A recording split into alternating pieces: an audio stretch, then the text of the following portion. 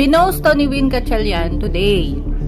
Pero, dinilit niya rin to sa Facebook account niya. Buti na screenshot ng ibang tao. Binanggit niya dito ang impeachment ni VP Sara.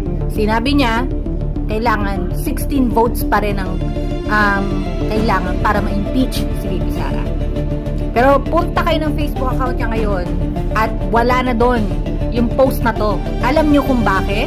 Kasi may plano na sila eh. May plano silang gawin pagdating ng impeachment ni Sara na bababaan nila yung number of votes. Kaya kahit nakalagay na if you see on record sa media, nakakalat na yung mga pinagsasabi ni Win Gatchalian, but definitely they're gonna bend the law again. Bakit niya kailangan i-delete yung post na ito regarding the impeachment? Totoo naman, kailangan talaga 16 votes. Tanungin natin sarili natin, bakit niya delete ang post na to?